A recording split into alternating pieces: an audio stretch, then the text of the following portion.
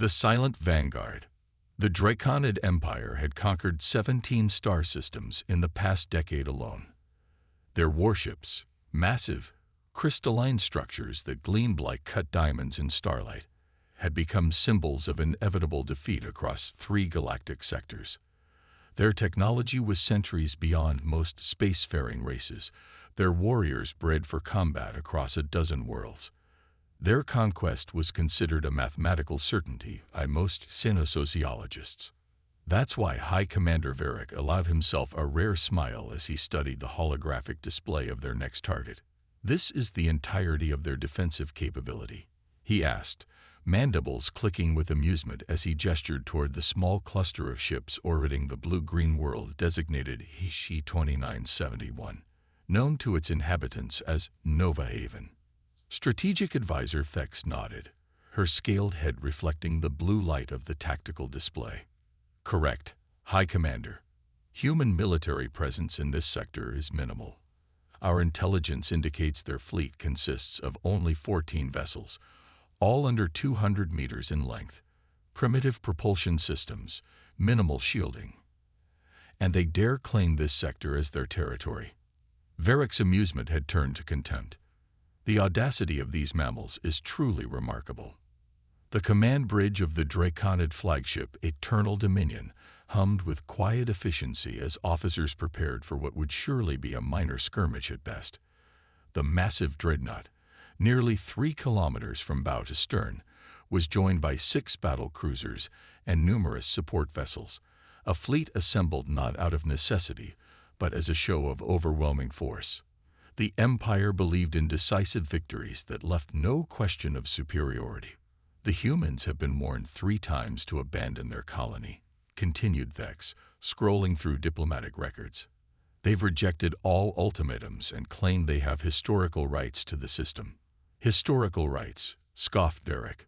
"The Empire was splitting atoms when their ancestors were still discovering fire." This wasn't entirely accurate. Humans had achieved spaceflight remarkably quickly compared to most species, but such details hardly mattered. What mattered was that the Empire needed the rich deuterium deposits on Nova Haven's moons, and humans were an inconvenience standing in the way of progress.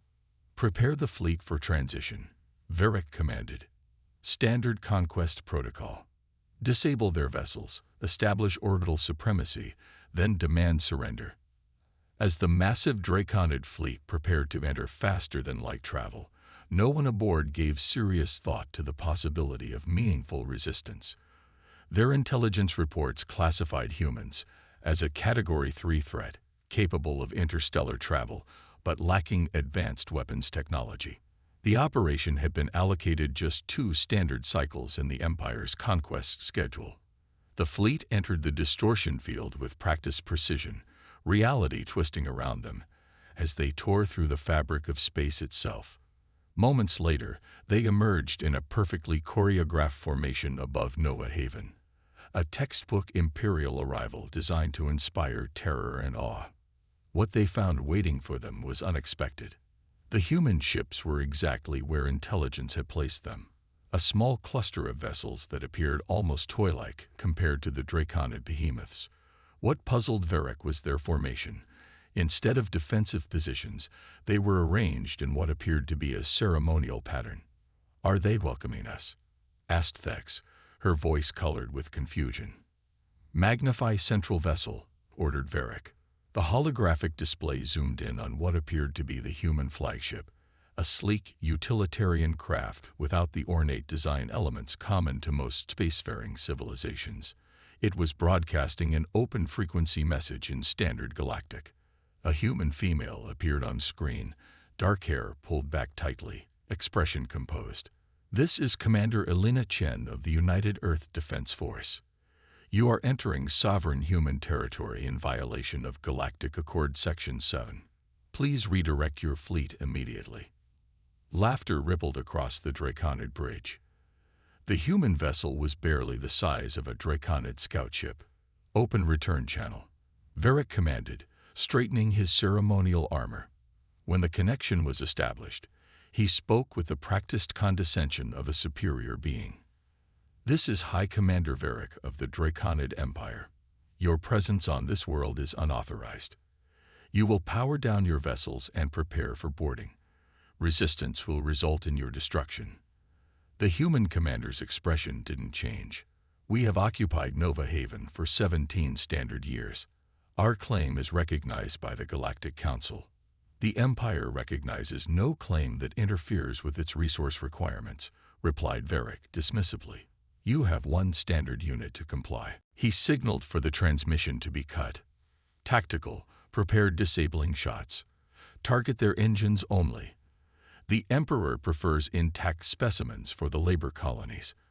As the Draconid gunners locked onto their targets, Varric noticed something odd about the sensor readings.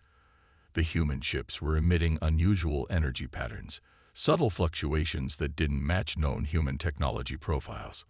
High Commander, the sensor officer called out, I'm detecting anomalous readings from the human vessels. Specify, demanded Varric. Their energy signatures are.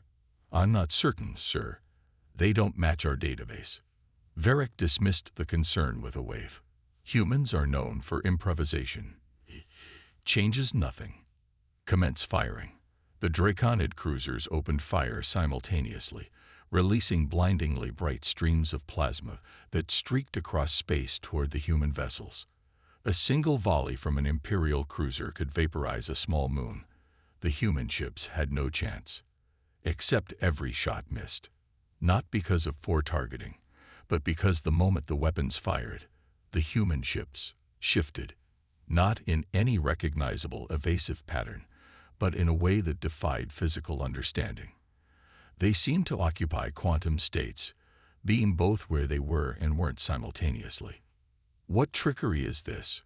Varric snarled, rising from his command throne. Before anyone could respond, the sensor officer shouted, New contacts. Multiple signatures appearing throughout the system. The tactical display suddenly bloomed with dozens of new markers, emerging from what had appeared to be empty space.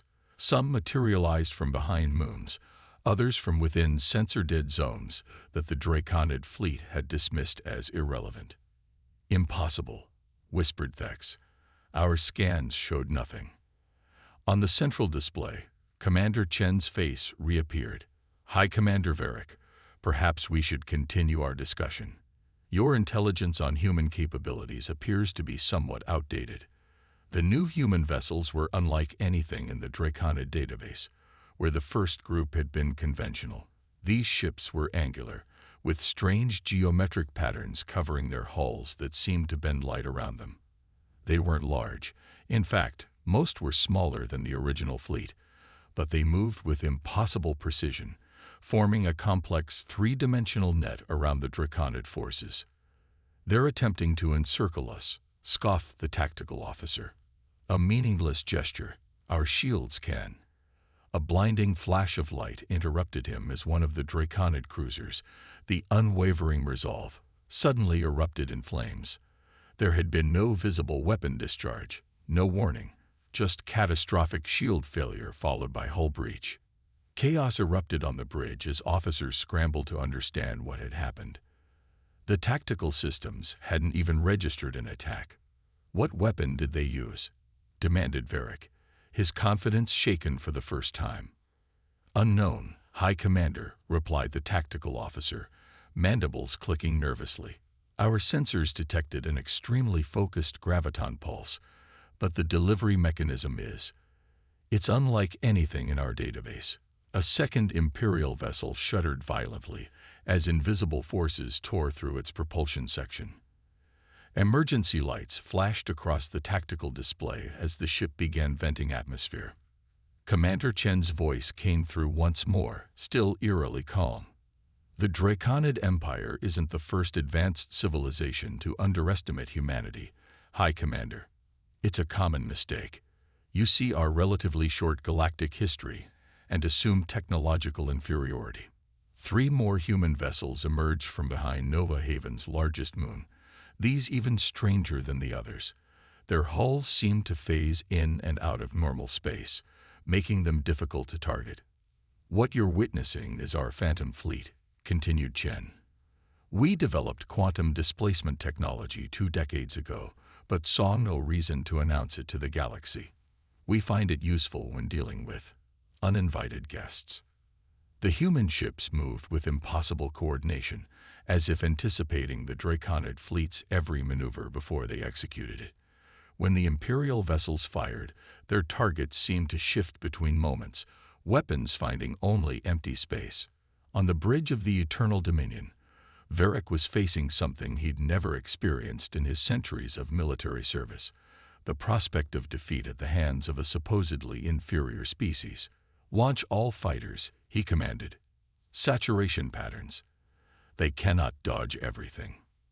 Thousands of Draconid strike craft poured from the larger vessels, filling space with their crystalline forms.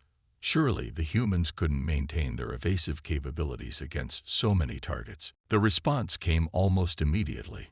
The human ships released what first appeared to be debris, thousands of small objects no larger than personal transport pods. As the Draconid fighters approached, these objects activated, revealing themselves as autonomous combat drones.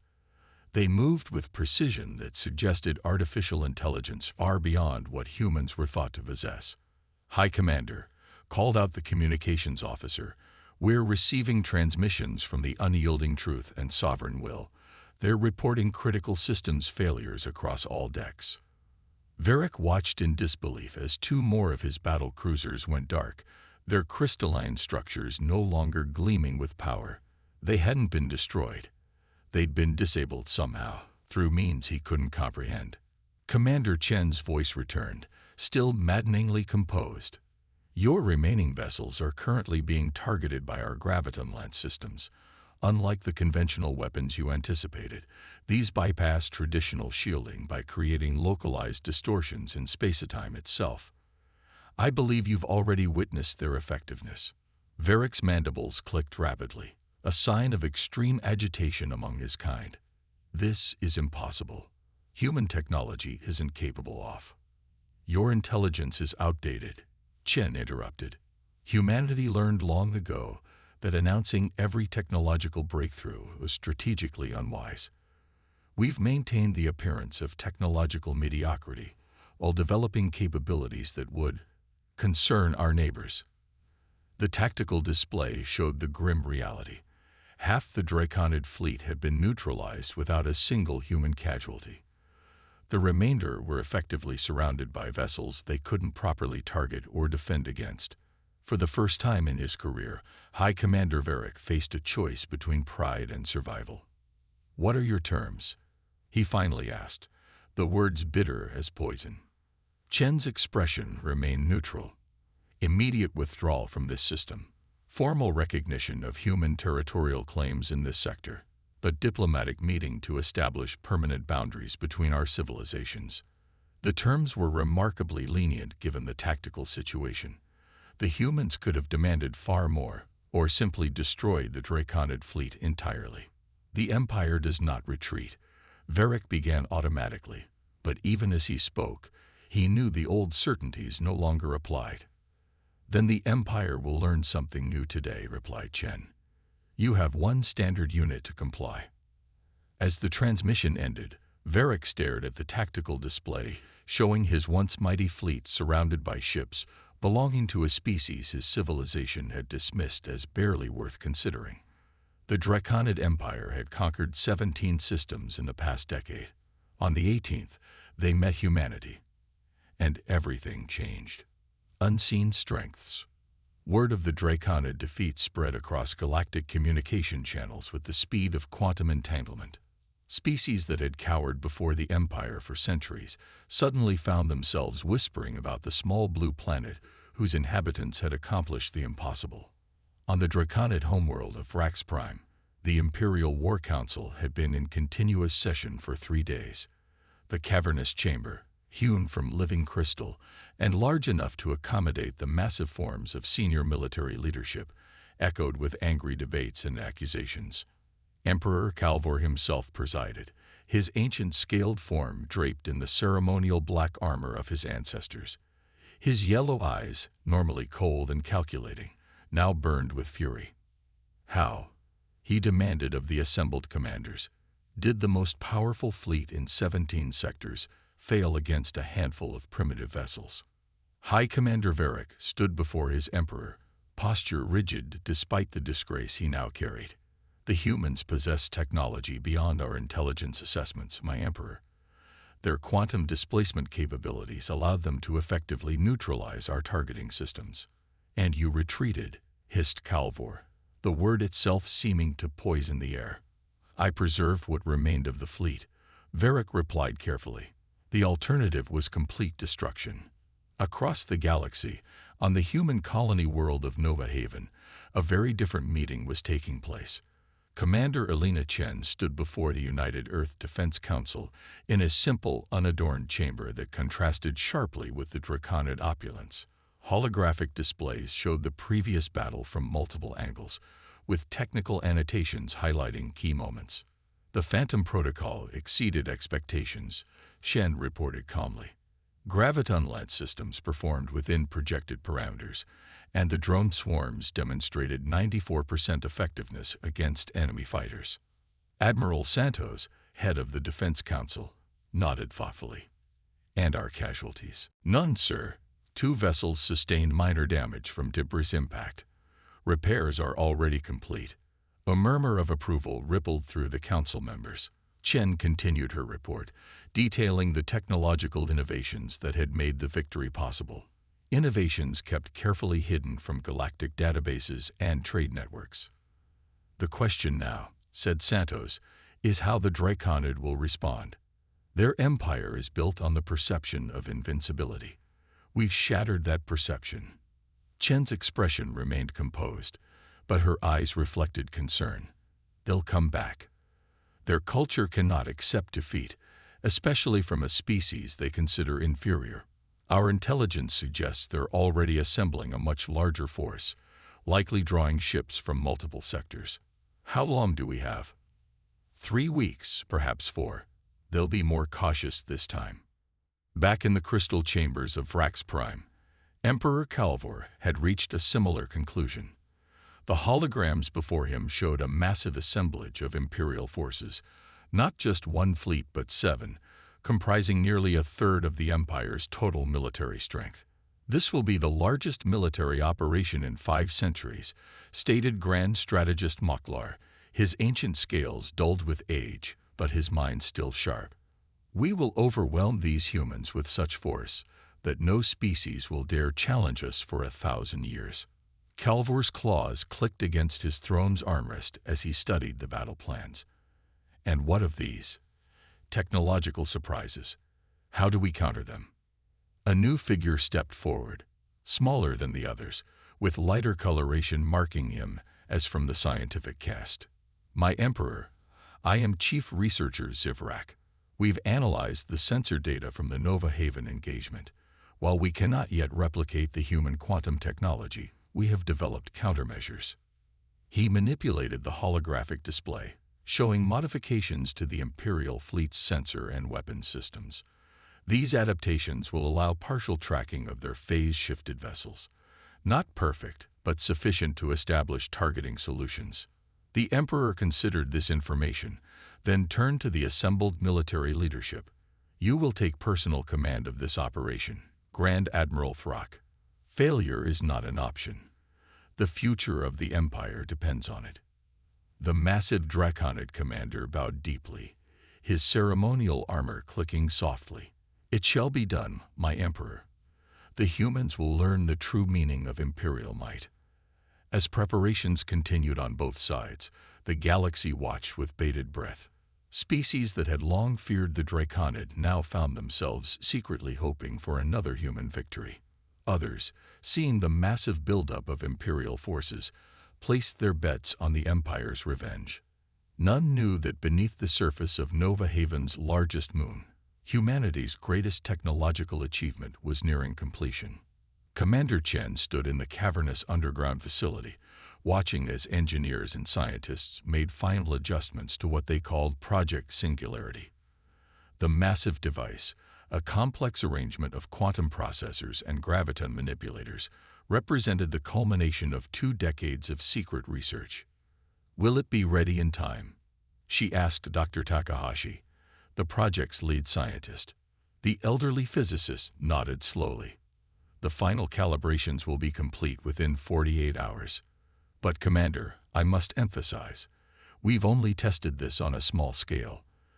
The theoretical models suggest it will work as intended, but at this magnitude. He trailed off, the implications clear. We have no choice, Chen replied softly.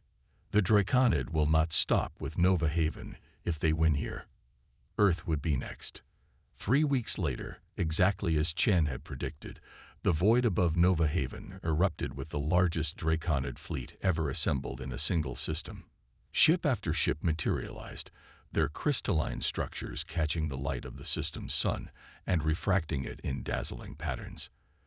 At the center was the Imperial Judgment, the massive flagship of Grand Admiral Throck, nearly 5 kilometers in length and bristling with weapons that could reduce planets to molten slag. The human defense appeared much as before, a small fleet of conventional vessels in standard formation, seemingly unaware of the doom that had just arrived. On the bridge of the Imperial Judgment, Grand Admiral Throck permitted himself a moment of satisfaction. Send the message, he commanded. Let them know what awaits them. The communication officer complied, broadcasting on all frequencies. Moments later, Commander Chen's image appeared on the main display, her expression as composed as ever. Grand Admiral, she acknowledged with a respectful nod. The Draconid Empire appears to have committed significant resources to this encounter. This is not an encounter, human, Throck replied, his voice deep and resonant. This is judgment. Your previous victory was an anomaly that will be corrected today.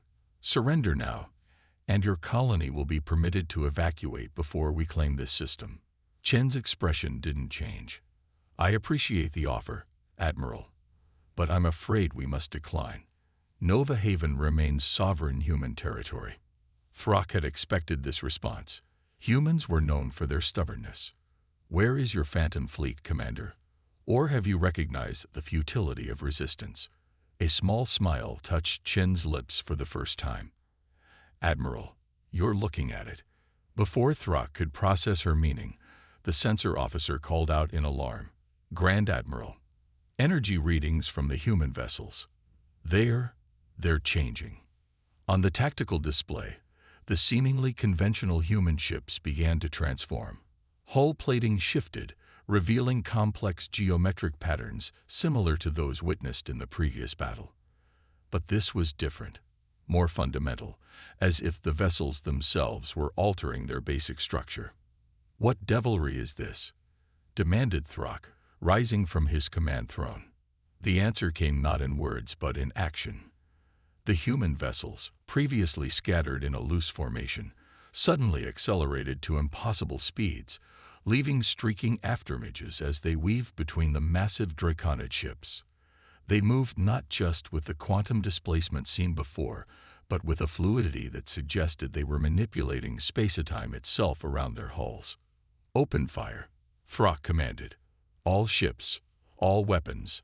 The Imperial fleet responded with a devastating barrage that should have annihilated everything in its path.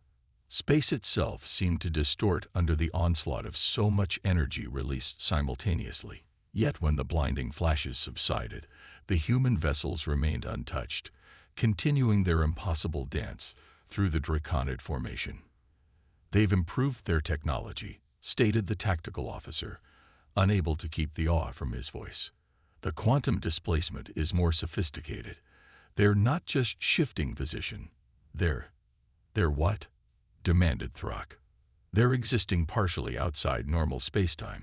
Grand Admiral, our weapons cannot fully interact with their matter. As if to demonstrate this point, a human vessel passed directly through the crystalline hull of a Draconid cruiser, emerging on the other side unharmed, while the Imperial ship's systems failed catastrophically in its wake. Deep beneath Nova Haven's moon, Commander Chen stood with Dr. Takahashi in the Singularity Control Center, watching holographic representations of the battle unfolding above. The phase integration is holding, reported Takahashi, eyes fixed on scrolling data. All ships are maintaining quantum cohesion within acceptable parameters. Chen nodded, her expression solemn. The technology they were employing, the ability to shift matter partially out of phase with normal reality, had implications far beyond this battle. It represented a fundamental shift in humanity's relationship with physical laws themselves. "Prepare the final sequence," she ordered quietly. In space, the Draconid fleet was in disarray. Despite their overwhelming numbers, they couldn't effectively target the human vessels, which seemed to fade in and out of reality itself. Whenever they solidified long enough to fire their own weapons, they struck with terrifying precision, disabling rather than destroying the Imperial ships. On the bridge of the Imperial Judgment, Grand Admiral Throck watched in growing horror as ship after ship reported critical failures. The countermeasures developed by the scientific caste had proven utterly ineffective against this new evolution of human technology. "Grand Admiral," called the sensor officer, voice tight with alarm, "we're detecting a massive energy buildup from the human moon." All eyes turned to the tactical display, where a pulsing anomaly was growing at the lunar surface. Energy readings quickly exceeded anything in the Imperial database, creating interference patterns across all sensor systems. "What is it?" demanded Throck. "A weapon." Before anyone could respond, space itself seemed to fold around the Draconid fleet. It wasn't an explosion in the conventional sense. There was no flash of light, no shockwave. Instead, a sphere of distorted reality expanded from the lunar surface, enveloping ship after ship. Within this sphere, time and space behaved differently. Draconid vessels found themselves unable to maintain structural integrity as the fundamental forces holding their atoms together fluctuated unpredictably. Systems failed not from damage, but because the physical laws they relied upon were temporarily rewritten. The effect lasted only moments, but when normal space-time reasserted itself, the mighty Imperial Armada floated powerless and broken. Not destroyed. The humans had been surgical in their approach, but utterly defeated. Emergency power systems kept life support functioning, but weapons, propulsion, and communications were universally offline. In the eerie silence that followed, a single transmission reached the Imperial Judgment, where Grand Admiral Throck stood amid the ruins of his command center. Commander Chen's face appeared on the few functioning displays. "Grand Admiral, your fleet has been neutralized using a localized quantum field distortion. Your vessels remain intact, and casualties have been minimized. However, I strongly advise against attempting to restore weapons functionality. The quantum field has left certain instabilities in your power systems that would make such attempts hazardous." Throck's massive form seemed to deflate as the magnitude of the defeat sank in. "What are your terms, human?" he asked, the words bitter in his mouth. "The same as before," replied Chen calmly. "Recognition of human territory, withdrawal of all Imperial forces, and diplomatic negotiations for lasting peace. We have no desire for conflict with the Draconid Empire. We simply wish to coexist." The leniency of these terms was perhaps the most humiliating aspect of all. The humans could have demanded far more, or simply destroy the Imperial fleet entirely.